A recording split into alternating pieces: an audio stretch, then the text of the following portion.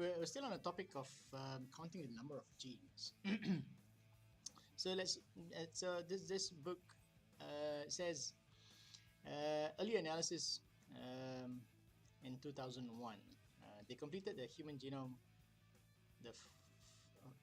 in 2003. The first draft I think came about 2001. So they came up with the gene catalog by the International Human Genome Sequencing Consortium, and they estimated about 30,000 human protein coding genes. But this came, quite a number of them came from predictions. We'll talk about that in a bit. So, and when they compare the predictions with other genomes, animal genomes like the mouse, the dog, and the horse, and whatever genomes they compared it to, and they said that they failed to find any match for quite a number of them. So the ones that don't match are probably wrong predictions.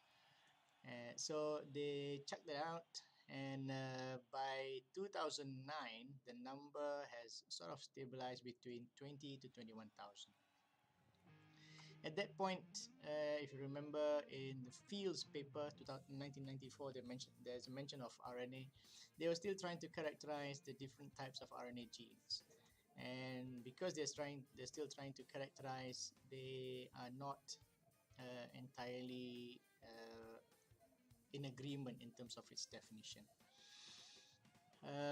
Here it also says comprehensive analysis have recently suggested, again, this is 2011, that the great majority of the genome, and probably at least 85% of nucleotides, is transcribed. Whether or not they are functional or whether they are just background noise is not really known. So and so far they've identified about 6,000 human RNA genes, probably more now, and that 6,000 added up to about 20,000, so that gives you the total number of genes for human genome is about 26,000, but there's nothing definite as yet. The next sections of the book talks about genes. Again, I will not read through. If you have questions, please ask me either during class. And if there's anything at all during this video that you're not clear with, please jot them down and please make it a point to ask me in class. This one talks human genes are evenly distributed between and within chromosomes. As I said earlier, much of the characteristics of the genome stands around variation. Duplication of DNA segments have resulted in copy number variation and gene families.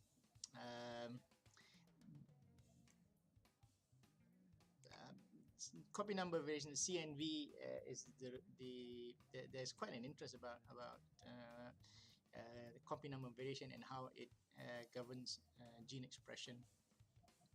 But we're not going into that. We're not going to go deeper into that.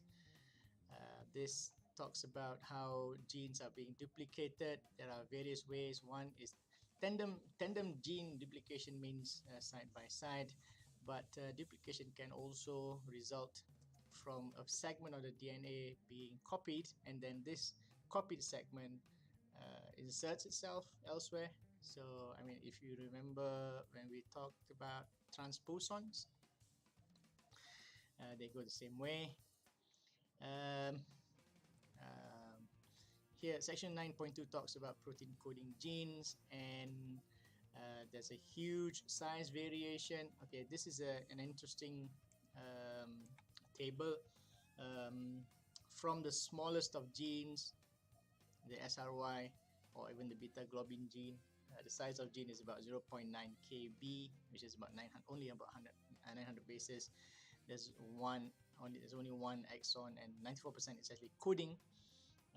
As opposed to the huge dystrophin gene, it's the size of the number of amino acids is 3685, but the genomic region that covers the dystrophin gene is about 2.4 million bases. It's about, see, 24,000 kilobases. And there are 79 exons, but look here, the number of coding, percentage of coding sequence is only 0.6. This gene, this titin gene, it has 34,000 amino acids, but it's not that long compared to the size of the gene. Is only about 283, so it's very compact, with 40% of the gene is actually coding sequence. So again, the overall theme is variation. Right? There's a lot of variation in the human genome, but this just goes to tell you the different ranges, and then the very I wouldn't say correlation, but or the lack of any obvious correlation between the size and the content. And there's at the moment, I think there's no obvious correlation. Then different proteins can be specified by overlapping transcription, overlapping genes, and genes within genes. We've mentioned in class, when you say overlapping, it can either be on the, when on the double-stranded DNA, if it's on the one strand and the other coding sequence on the other strand, it can be counted as overlapping gene. But sometimes I don't think they've actually found that in a human genome where the same reading fragment can be read in different frames. They've definitely found it in E. coli and yeast, and of course the human genome, human mitochondrial genome. But I don't think they've actually seen it in the human genome itself.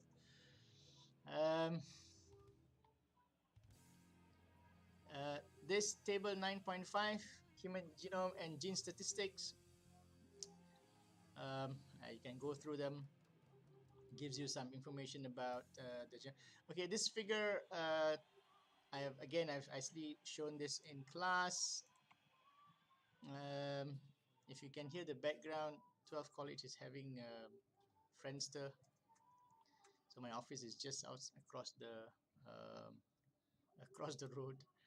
Anyway, so this figure 8 shows you the region of the HLA. HLA is a human leukocyte antigen, and these arrows represent the genes and the direction of transcription. You'll see that for some of them, there's actually here, for example, there's an overlap. The same reading segment can actually specify two different genes. And in B shows that for the NF1 gene, in intron 27 of the NF1 gene, actually you can actually find 3 different genes on the opposite strand. All right. This section talks about families.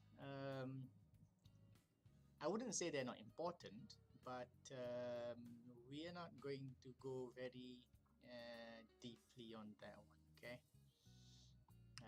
Different classes of gene families. This talks about different gene families, and how they are being identified.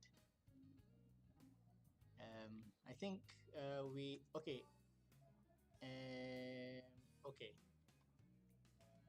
I think we are going to just move on to the next topic, which is the RNA genes.